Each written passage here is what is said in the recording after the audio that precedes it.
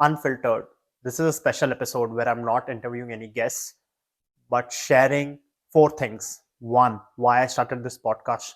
Two, a quick recap of all the immigrant entrepreneurs I have interviewed so that if you haven't heard any episode yet, you know where to start.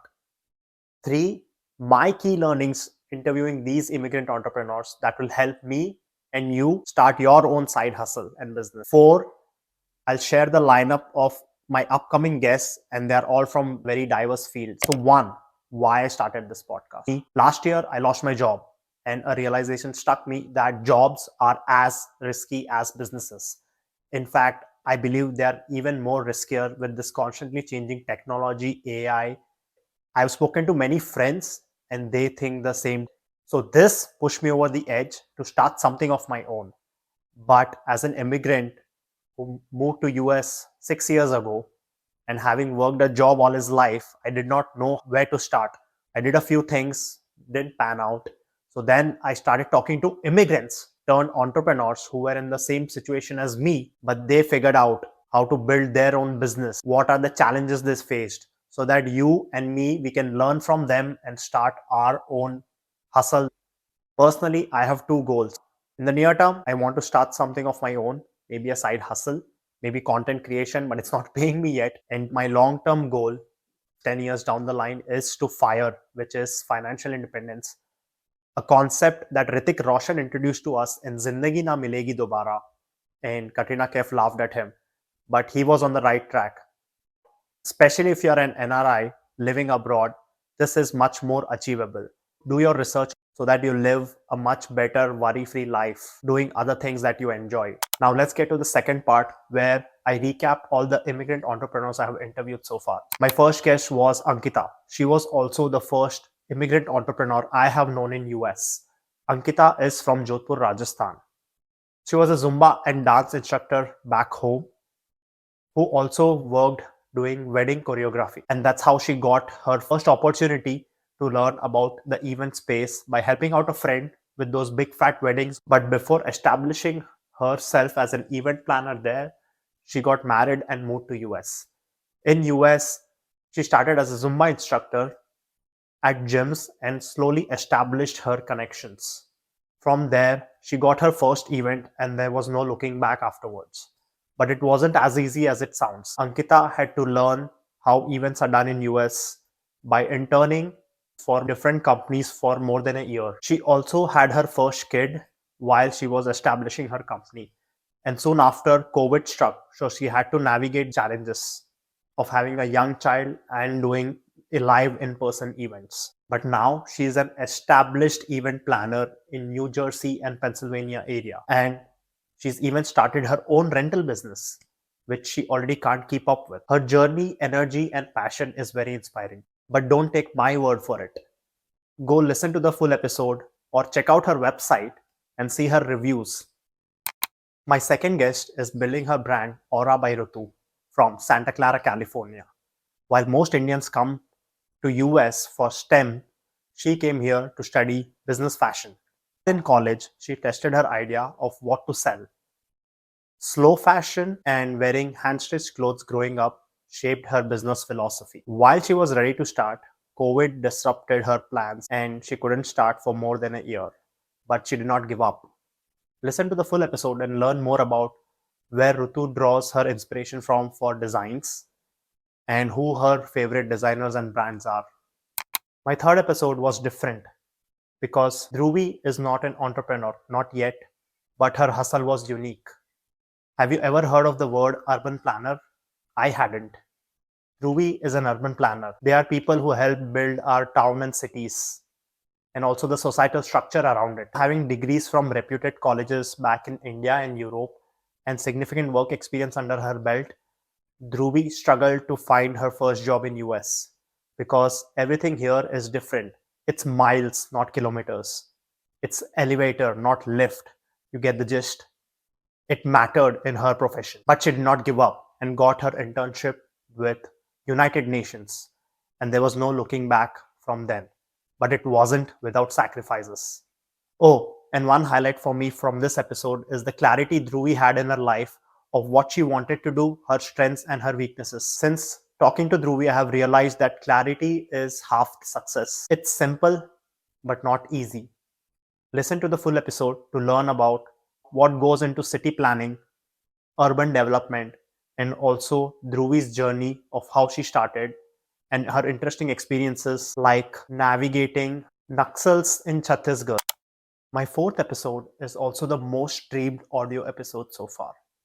In this episode, I interview Meenakshi, a nutrition and fitness coach. This means more and more people are interested in this space. See, that's your cue if you want to get started on something. Meenakshi's coaching journey started when she realized her own fitness levels had gone for a toss while climbing 2 flights of stairs carrying groceries. So she started working with instructors, but they gave her generic advice without understanding her cultural background. That's when she saw the gap and started helping other South Asians get fit.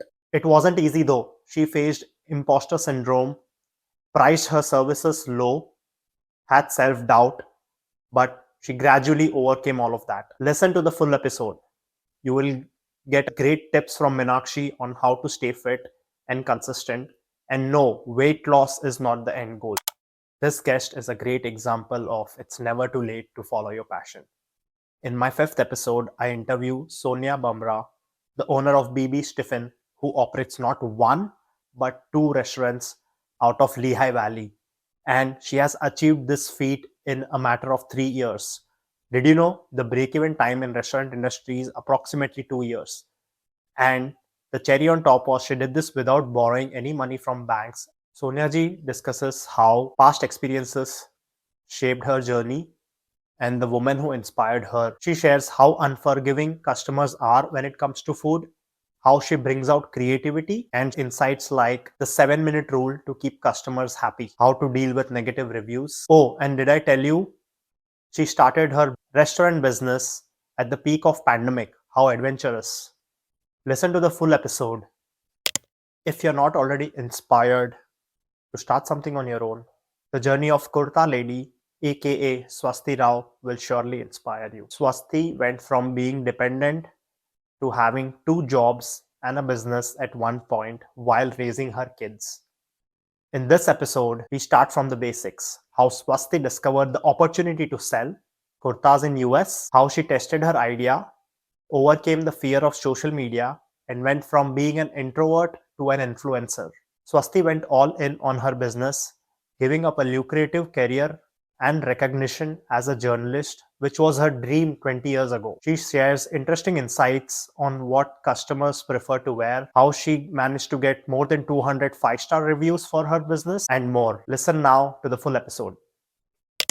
My 7th episode was with an edtech entrepreneur, Garima Rao. Garima is helping second-gen immigrant students navigate the educational system in US. From starting her career in India as a teacher to launching an edtech company in US, her hustle is undeniable. In this episode, Garima shares insights into why videos are not the best way to learn for young kids, problem with using AI, why SATs are coming back, navigating student debt, importance of meditation in today's life for adults and children. She also shares tips to start in her space or join her and overcoming mom guilt. Her mission is to help students but also empower other women. Go watch the full episode. Hey, I said watch. This is the first video podcast I had recorded and it was a very fun conversation. Well, you tell me. Now, moving to the third part of the episode. My favorite part, the key learnings I got from interviewing these entrepreneurs. Number 1, customer first approach. As a small business, this is very important because you do not have a ton of money on marketing or advertising. So the way to grow your business is by serving those first customers right, who in turn will refer their friends and who will refer their friends. This was common among everyone I interviewed. To name a few, Ankita, the Kurta Lady, BB Stephen, go check out their Google reviews. They mentioned this too. Their core customers got them new customers. In fact, the customer first approach was suggested by Sam Walton, the founder of Walmart. In his book, Made in America, he said the way small businesses can compete against Walmart is providing the best customer service possible and exceeding expectations. Did you know this is Amazon's first principle too? Customer obsession. So whatever you start with, start there. Number 2 key learning, interviewing these 7 entrepreneurs. You may think you do not have passion or talent to start a side hustle or a business of your own. What you need to do is keep looking for problems and opportunities in your life and in lives of people around you. This is what Minakshi and Kurta Lady had done. They solved their own problem first of being unfit or getting that dress that they wanted. And from then on, they went on to help others who were struggling with the same problem. My learning number 3, talking to these entrepreneurs. You find opportunities when you talk to people. Sonia ji from BB Stiffen talked to customers that walked into her father's grocery store and learned that essential healthcare workers and single professionals needed help with their meals. Garima talked to parents of young children in libraries to understand what they were struggling with. After starting this podcast, I am doing this too. Whenever I have a chance to meet someone new, I try to strike up a conversation. In fact, my wife is surprised. She's like, "You're now talking to everyone." Funny story.